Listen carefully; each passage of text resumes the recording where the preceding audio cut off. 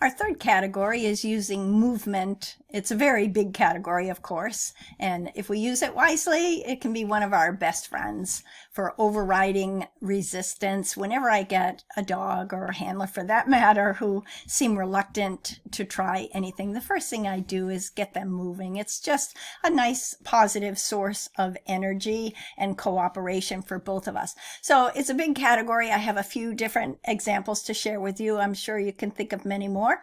But movement as a facilitator of confidence is big around here. And I'll show you first this game, a silly game that I play with Comet. It's all about overcoming head shyness and such. And you'll notice I ask his permission. Do you want to try this again?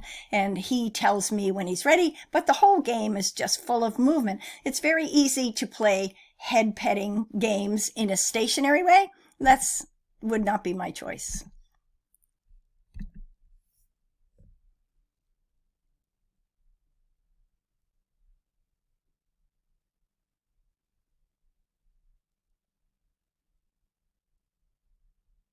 He says, you do it again.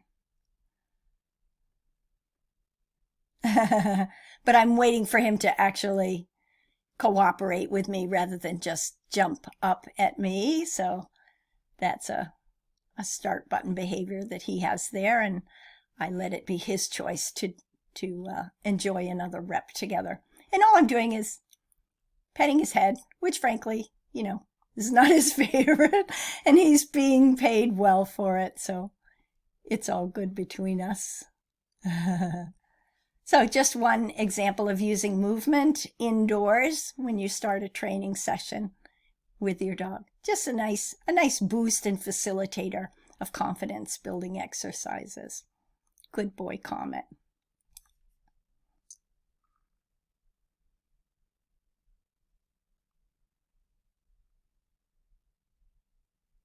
That was a good one to end on. You can see I pay him extra. And we've just had a little positive confidence building interlude together. Movement transfers so well to other areas of confidence building. I think you'll appreciate it. Another sort of game with movement, over, up, and down. These collies are siblings. They live together, so I'm training them together just so they can motivate each other. But you'll see how simple and easy this game is. They're not ready to perform the dog walk, but they can certainly have fun hopping up on the little pause table and then using their bodies and their brains to figure out how to walk from the pause table to the ramp and then come down the ramp. Just simple movements that are empowering. Good girl, Jamie. Good girl, Jamie. Oh my God, they're adorable. And how about Under? This is one of my favorite dogs, Etta. She's a Whippet who just became a rock star very quickly at going under things. Some dogs prefer climbing, but Etta loved going under, and she was amazing. We used her delight in this kind of game to transfer confidence to other games of going up on top of things, going up ramps and such, which was difficult for her. So it's okay that they're not the same sort of physical challenge. The confidence the dog feels in one place can help them in another place. Always remember, positive transfer is big. And look at this. She adds on to her own repertoire of things to go under. Talk about fluency for the task. So she just found it difficult to balance on top of things that were unstable, but her confidence for all kinds of such challenges benefited from her positive CER to the fun game of Under. Now, talking about introducing balance challenges. The most important thing I can tell you is to stabilize the prop. That is much better than manhandling your dog on a prop, which is too difficult for them. See what I mean? Fear is not your friend. We've talked about that. Fear will create a negative CER to the challenge, and then your dog will approach it in any kind of wobbly thing in the future with, oh, I can't do that. So that's the opposite of what we're trying to do. So look at this baby Spencer. It happens to be a young puppy, but it could be any dog of any age. Spencer's on a wobble board with no fear. Well, how's that working out? Well, look what's happening. Don't tell Spencer that his mom is actually doing all the hard part. He gets to do just enough to feel like a rock star. The challenge is well within the scope of a little puppy's ability. Watch how she does this. That's wonderful. That's wonderful. Really super good, Betsy. You don't even know your head, do you? Good boy. Okay? Good boy. That's awesome. Good boy. Here you go, Spence. Good boy. Oh, yeah. Oh, yeah. Good boy. Good boy. All different kind of movements Nope. can I agree bolster with you. your He dog's is comfortable confidence. as can be. Super nice. Big success, big success. All right, here's our fourth category. Push. Nose pushes and head pushes are what we're going to look at today. You might think of a simple nose touch game as a fairly stationary game, but that's not what we do in this workshop. This is an action workshop. So I just want to tell you motion is big, so therefore don't use a boring stationary nose touch when you want to work on this kind of targeting for your dog's confidence. It's a terrific game to work on, but bring movement to the game, and I'll show you what I mean by that. We're going to progress from nose touch to nose push to head push, so we actually want motion. So, this is Cheese, crook of the arm, clicker. I'm using a soft clicker, a button clicker, because Jamie's a little sensitive. So, this is the target behavior, haha, literally, target behavior. Jamie! Good. Cookie. Jamie! Good. Using her name and a target hand. I'm clicking. You notice sometimes she doesn't touch my hand. She does not know this. So this is the first step of teaching a hand target. Sometimes she incidentally touches my hand. I try to make that happen without hitting her in the nose. I want her to hit my hand. I don't want my hand to hit her. But I'm going to click early. And sometimes her nose will not be on my hand when I click.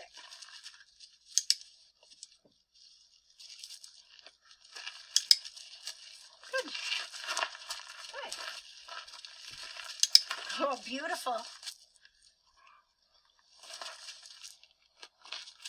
Good. Good. Got it. Good girl. So we're doing a couple of things. We are taking her attention off the cookie bowl to earn these cookies, to make me click. She has to work away from the cookie bowl, which is very hard. Very hard. Good, good, good, good, good. Very good. Nice session. So about 10 reps is a good session. There we go. All right, so let's progress now from nose touch to, you might say, face push. We'll see. As you've seen about Comet, he loves his snuffle mat. That's the dog you saw outside the ring enjoying his snuffle mat. So we're going to use the power of the snuffle to advance the personal confidence which can come his way if he learns to push with his whole face and come forward and approach things with the idea of interacting with it with his face. And you'll see that that's difficult for him. Take a look.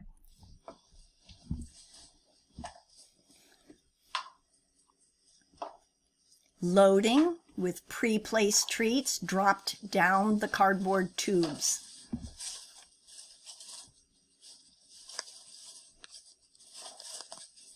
Some dogs would just send all the tubes flying and get the cookies, but Comet is much more sensitive than that about using his face, so he's found a good solution. Good for him. The container is made of paper. It's the kind of thing you get berries in. So there's nothing really rude about this, and yet he's learning to advance his push by using more of his face. Very good. When I'm first introducing games of push with the face, I'm apt to start with a tennis ball in a cup, a plastic bucket maybe with one tennis ball, or maybe three. Comet is an expert at pushing tennis balls around in even a stainless steel bowl. So starting with tennis balls in a bowl is the way to go. Comet can already do that. So this is a little more advanced than that. Just to give you another start point, if you have a dog who maybe would react badly to the cardboard tubes, maybe tennis balls would be a better start point for you. And here we go, advancing from the face push to a whole head push. And here, again, I'll tell you where I generally start with games of head push. My favorite is a fleece bathrobe belt, and just create a great big giant loop with that. And very quickly the dogs are pushing their faces and then their whole heads through that big soft loop. And then you can progress to where baby Zamus is now. He's using his combo collar, which is going to be an agility collar. And he's pretty advanced with it for a little baby. He can push his whole face through quite a small, soft loop here. But you would start with the loop bigger. Let him fully put it in there. Say when you're ready, dear. Yeah. So she's rewarding with pets, loving, playfulness. There aren't any cookies involved. But what a big success that was, huh? Now that's a useful empowerment trick for any dog. So that's some of my favorite ways to use push. And here is an example. We're going to go for fluency of the task of push. So as I'm saying, use what they love. Positive transfer is big, as you know, so you can use games of push to facilitate other confidence games later. And I chose this video because what Kazi loves is boots.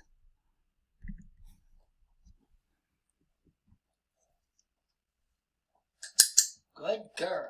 That's awesome.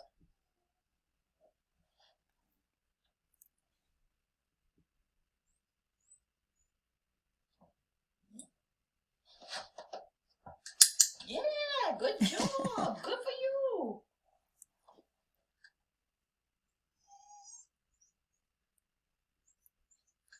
Yeah, good girl. I want to point out to you, Very nice. Kazi's mom is using the praise as part of the reinforcement. It is not talking Kazi into the push.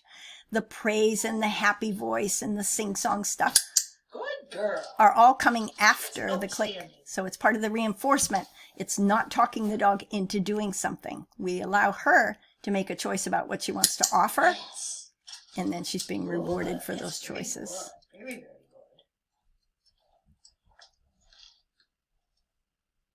Now, what happens if we do this? Ready? We're going to switch. What do you think about that? So vary your variables.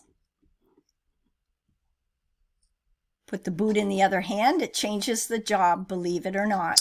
Good. Get used to varying your variables without thinking that you have to make the task harder. People are always trying to make the dog work harder and harder, but really the best thing that you can do to build confidence is to vary little variables that are small changes in the look of the operation without making it more difficult. So think about that. Good girl. Yes. That's pretty awesome. You're pretty awesome. Push games are good confidence builders. I hope you enjoy them. On to our next category, the broccoli principle. One of my very, very favorite games to play is a little bit of push back. Maybe you noticed I'll show you the previous slide with Zamus, that Heidi actually pushes Zamus back. After he puts his collar on, watch her just playfully say, you don't want to do this. You don't want to see that pushback? Okay, so we're going to use more of that. So here it is with a dog who has quite a bit of experience with it. And this is Finley. playing a game of, we call it broccoli. We love our broccoli. Playing a game of pushback, which is just playful resistance from the handler, designed to impose a feeling of relief. And what we hope is that the dog doesn't want that relief. What we hope is that the dog says, hey, I'm going to push against you and I'm going to go do it again. So take a look at this and see what you think.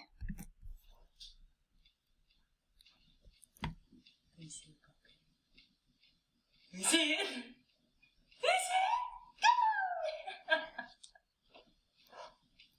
You see it? Yeah, good boy. You see the broccoli? Good boy.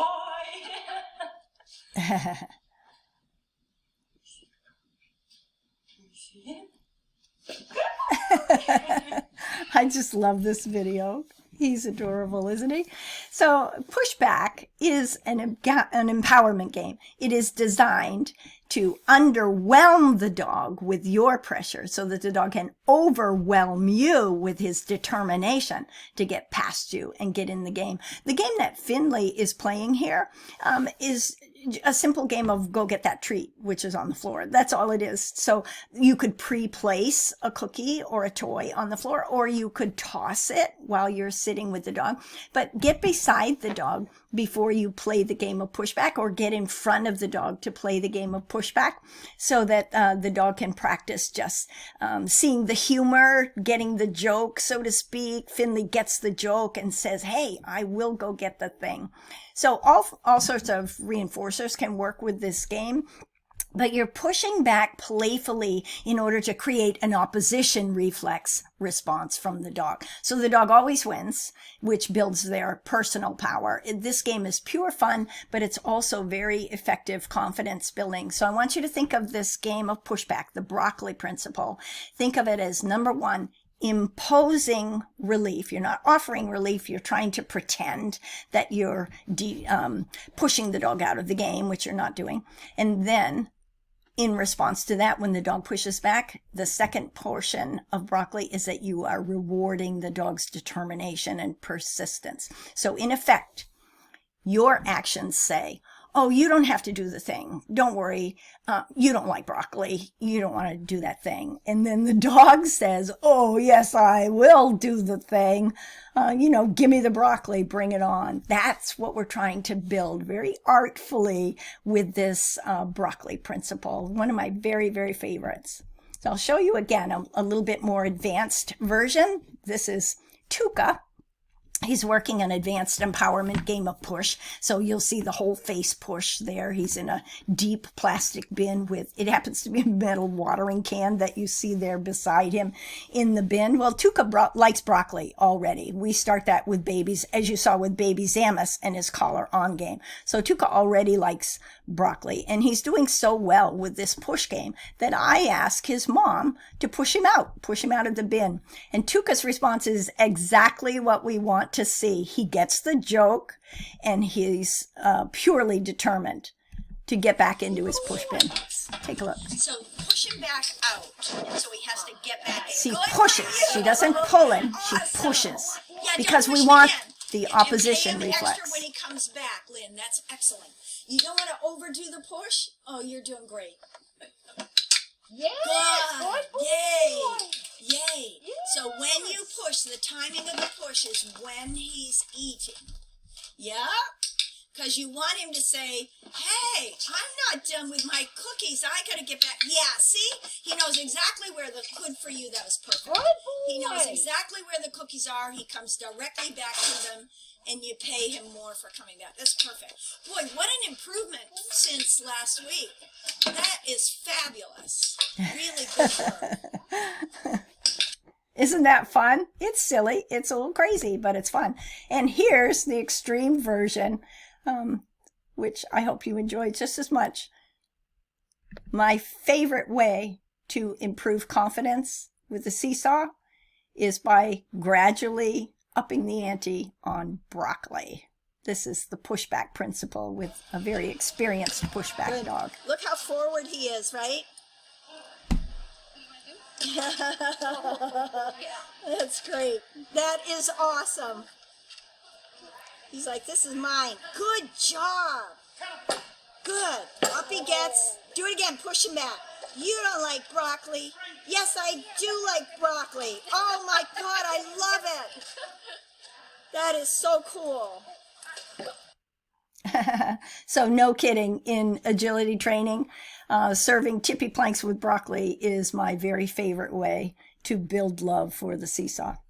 I hope you enjoy broccoli. It's basically just one of the most fun games ever and does your dog a world of good in terms of increasing his personal power.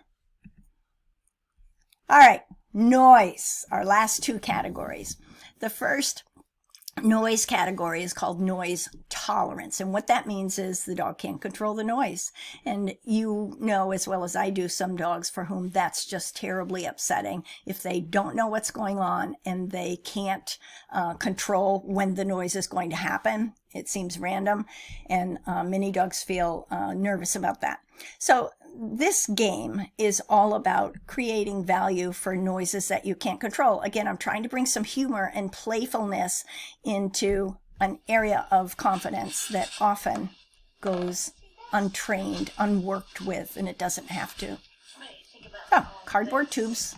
We love those.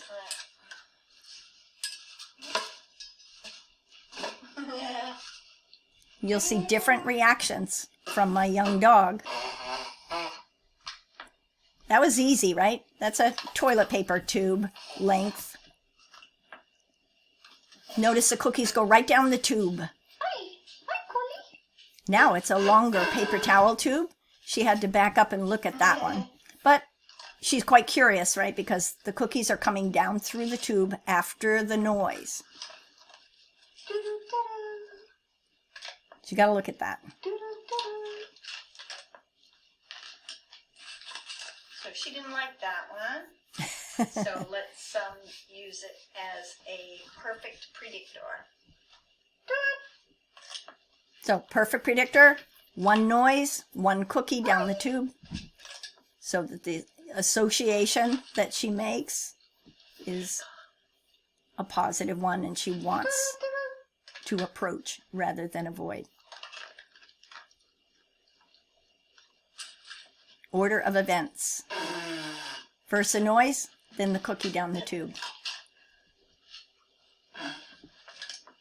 Good. Good. She's getting closer. So the perfect predictor of noise causing cookies is working.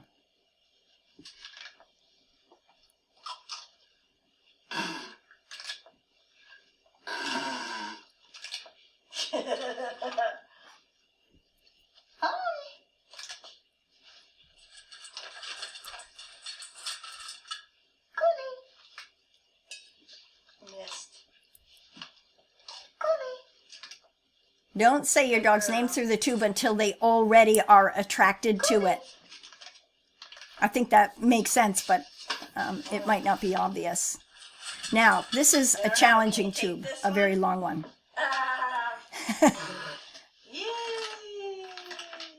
Because I started with the shorter tubes, I'm getting away with this Christmas wrapping paper tube.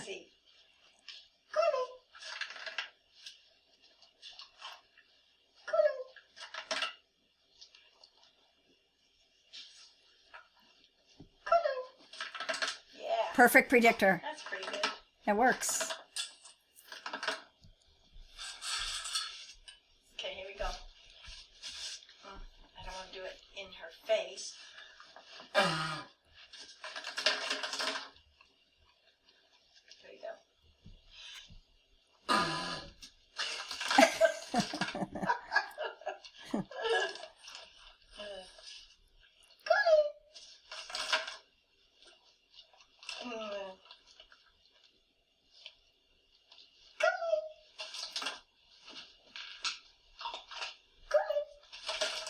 So she went from quite suspicious of the paper towel length tube to now feeling like it was hysterically fun Got it. to play this noise tolerance game with the long length of tube.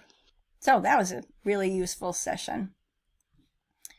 Now let's take another look at what it's like when we can invoke a pure curiosity response to a surprise noise that the dog cannot control. So this is Zora, whom you saw earlier on the ramps, working with her mom in one of my classes and showing a lovely curiosity response. Catherine, that's awesome. Very funny. That is awesome. Funny. That's great. Oh, good girl. That was awesome. I love the voice. She has the entire class in an uproar, right? But what a brilliant thing. I love this video. Every time I watch this video, I'm so proud of my student for being just weird enough, just funny enough, and just reassuring enough. See, when Zora came up into her lap with that curiosity response, it could have gone either way, but my student very smartly removes the cone from her face for a second to show her dog that it is in fact mom and it's no big deal. And then she goes back to providing the surprising stimulus that got the reaction. Do you get it? About good surprise and the confidence building power of natural curiosity. So those are just a few ways to use noise tolerance in your confidence building practice. Now I'm going to show you the difference between the two different types of noise. Noise tolerance, which we've already looked at, versus noise empowerment. Now, an empowered use of noise has the dog causing the noise himself. So he controls it, and in fact, he causes it. But I want you to see this video. I actually find it very useful. I'm always struck by it. How it can be either way. In this video, we're using our friend Comet, and we find out about him. This is an extremely challenging operation of various items, which are all metal. So the noises are going to be extremely rude. And what you'll see is that he has perfect command over noise tolerance. He can think it's funny and have the noise happen right in his face even, and it doesn't bother him in the slightest, even though he can't control it. But then we ask him to actually use an empowered response to noise, meaning cause it himself, and you will see a whole different dog. I want you to see. It could go either way. That's excellent. Oh, good boy. Good boy, Comet. It's amazing, isn't it? Oh, he's not sure. I want to watch. I want to catch. Good boy. That's a good boy. Very good boy. More. Oh, Karen, too hard. Put it closer. Karen, put it closer. Yep. You want him to make progress. Yep. So, this is what we have. We have tolerance. We don't have empowerment. Do you get it? Yep. You're trying to build empowerment. He has to be successful. Okay, too hard. Put one closer. Yep.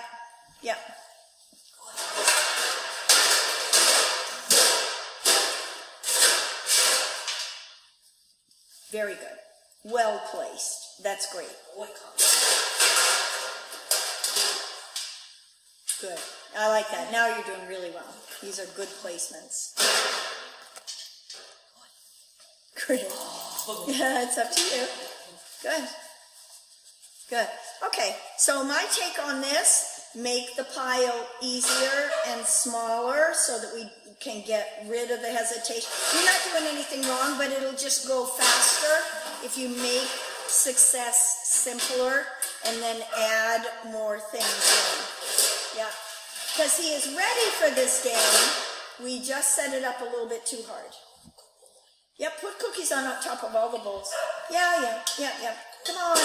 Yeah, that's what we want. That's what we want. Now we're getting what we want.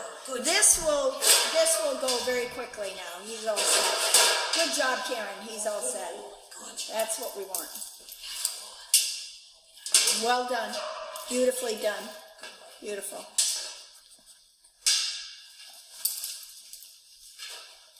I want him to make noise, so that's But you made them. So my take would be take the cake pan and turn it upside down, lean it against the other bowls, and put a cookie under it. So he has to push the cake pan to get the cookie. Get it? Yep. Yeah. Get it. It's like I'm working my butt off here. Yeah, that's what I want to see. That's what I want to see. That was an excellent session and completely unexpected. When we saw how brave Comet was with all the noise, that was quite a racket that Karen was making with those metal pans. I don't think my Kool-Aid could tolerate that kind of noise. She's pretty well adjusted, but that was incredibly loud and rude. But Comet didn't mind that. But ask him to put his own paw on the metal. Whoa, he just was very uncomfortable with that. So now we know that we actually want to build his empowered response to noise. His tolerating response to noise is very high. And your dog might be just the opposite. You never know. You have to try it. I recommend that you actually try it with a far downscaled operation from what you see here. We kind of like overdid this because he has so much experience that we actually didn't expect the frightened response that we saw. So start easy, obviously, and work up to this kind of challenge. Okay, so making rude noise. We make quite an art of that around here. So here, I wanted to show you this glass bowl. I put one metal spoon in the bottom because metal in glass makes a lot of noise, and I wasn't sure how this young dog would react to that.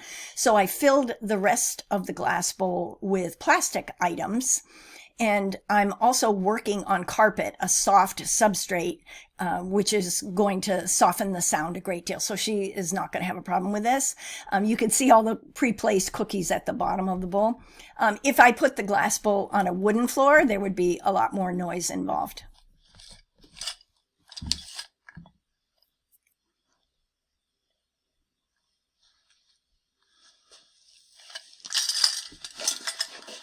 Now that's an empowered response. Yep, no problem. Immediately, without hesitation. Let her dump all the stuff out if she wants. It's all fine. Good girl. That was excellent. And that's the response that you want. You don't really want to cause the dog to jump back. If they get a quick startle, I think that's fine, as long as they recover on their own within a few seconds. But if what you've caused is a fear response, a fright response, that would be the opposite of the progress you're trying to make. So this is terrific. I love this video. This is Wicked, by the way. And she's several months old. I don't remember exactly how old she is in this video, but she just owned that game immediately because the operation was set up for her to need to work at it. It was a challenge, but it was a challenge she was clearly ready to meet. So let's take a look at our friend Comet. How did we get him more comfortable with metal? Because that metal sound was something unexpected. We didn't think he would have a problem with that. We didn't know. So Comet's progress with noise empowerment challenges did not begin immediately with metal. He already is very advanced, but he didn't like metal. So here we're taking advantage of the fact that he's already an expert at things like riding unstable planks and wobble boards, things that go bump in the night that don't bother him. We just are trying to work up to metal. So here's an example of where positive transfer is going to help us later. So Comet also loves perch work. And so what we went with was a Lazy Susan. It's a very advanced balance challenge, and it uses not only noise, it's going to be quite noisy because it won't stay still, but it uses balance challenges and it uses perch challenges, and that part is not difficult for Comet. So we knew what we were doing to choose this prop. It would be way too advanced for most dogs, but it will help us on his progression toward working with metal noise. And so what we need, this is a wooden Lazy Susan, and I'm using it on a wooden floor because I want the noise that it's going to make on the wood floor. So let's take a look.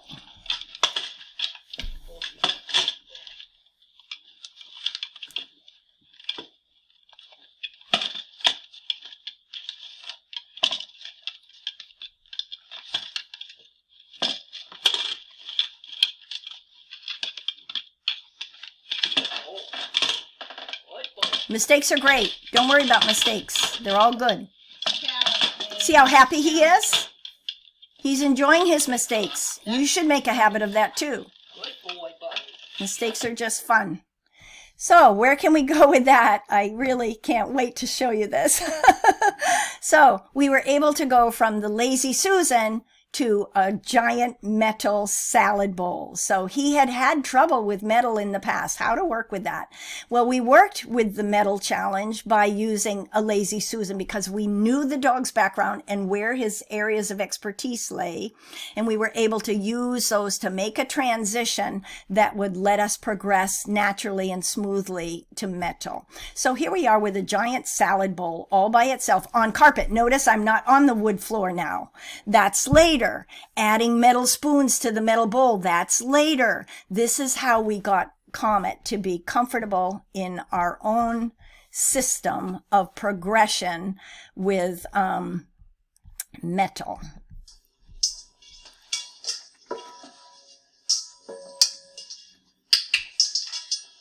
So she's throwing the cookies into the metal bowl. So we're taking advantage of push games as well. He's all over this. Look at that tail. He's not over his head. He's not over his head. He's ready now. He would not have been ready, do you see, if we had brought in the salad bowl when he had had that reaction in the first place. That would have been very poor timing and very poor materials choice on our part. By using the Lazy Susan as an intermediate measure, we were able to transfer all kinds of skills which Comet already has and bring them to bear here on his acquisition of confidence and personal power with metal. So that's how you do it. So as I said, soon we can add other things to the bowl. Soon I can move the bowl from the carpet to the wooden floor. I wouldn't do both those things together. I'll probably do the wooden floor next and then bring the bowl back to carpet when I add metal spoons to it. Understand, you have to think about these kinds of things. When your dog says your challenge is too difficult, what do? Always think about breaking the challenge apart. Don't just downscale it. Break the elements of difficulty apart. And then put those pieces back together after you've worked on each individual element of difficulty. So break the elements of difficulty into pieces, which means first you identify them and then you separate them. And then you pick one and then you work on that in pieces. And then you start working on other pieces, other elements of difficulty, and then start putting your pieces together. And that's how you get what you want when your task is complex, but the dog shows resistance. Think about building confidence rather than trying to reclaim confidence from a place of fear. It won't work. All right, so I just want to show you this one last piece of very advanced noise work.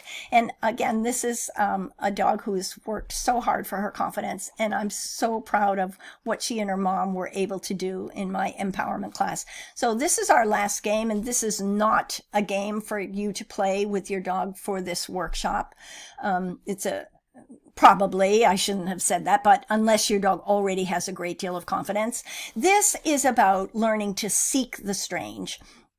In empowerment class, some of our dogs are able to do this, and I think if you join the class in October with a dog who's fairly confident already, you'll be able to get to this too over the course of a 6-week class. But this is about seeking the strange thing, and it could be a sight, it could be a sound. The sound that we're going to work with here is a fly swatter just banging against a pipe.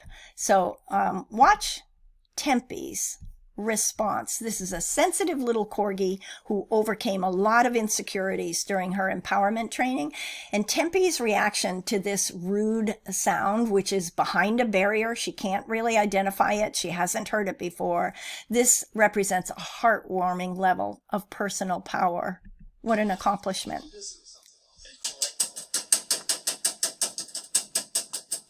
She's on her own. She goes, I will check it out. That's adorable. That's adorable.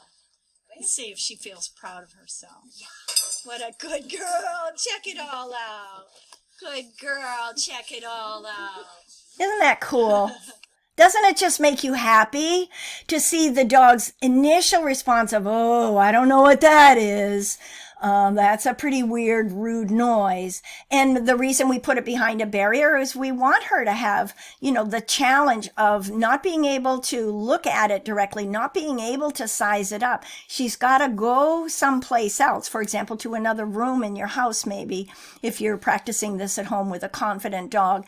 And what you want the dog to be able to do is to think about it, process it, decide that she is safe, and then go check it out with a curiosity response. So I had to show you that slide because even though it's probably above the scope of this workshop, it shows you where we go. And it also shows you the fact that we're never done.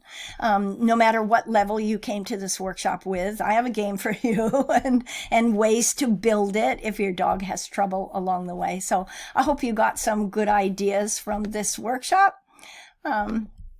Let's go on to, do you have any questions? And here's your homework. I'm not going to tell you which game to play. Just pick one. We have lots of games, and you are most welcome to invent your own game based on any of the categories. But I want you to stick with a category. So go back to slide number 6. Look at the 7 categories and tell me when you submit a question or a video, tell me what category you are working with, please. I want you to understand a lot about what game you're playing and why you're playing it. So if you're submitting a homework video, what do you want this game that you're showing me to do for your dog? Let's get specific about what we're trying to accomplish so I can really help you with the details in your own dog. What did you learn from playing your game? That's a good question for you to answer too, or at least think about. So my feeling was, this slide is just a few guidelines for you to get the most out of this workshop, and that holds true whether you are auditing or whether you have a working spot. So you can play one of my games or you can invent your own version of any game. Feel free to be creative even if you're sending me a video. It can be your own game, but just tell me which category you're working with. Look at slide 6 to get the overview of the 7 different categories I included in the workshop. Tell me what you're doing and why, and what is your goal with the game, in other words. And if you'd like to tell me what you learned from the game, we'll all appreciate hearing about that when I do the review video. So I will be submitting your review video on July 1st, which is a Wednesday. So that means you have to get your homework to me by Sunday, June 28th. Otherwise, I will not be able to review your video or answer your question. So by all means, be active in the forum. If you have a question, I'll take a look at it as the week goes by. And if something needs clarification, I'll jump right on it and clarify for you. My name's Julie Daniels. I hope you'll take a class with me sometime at FDSA. Crazy Good is my new class coming up in the August term, and there's the rest of my schedule for the year. Talk to you soon. Thanks for coming to my workshop. It was a pleasure to have you. Bye-bye.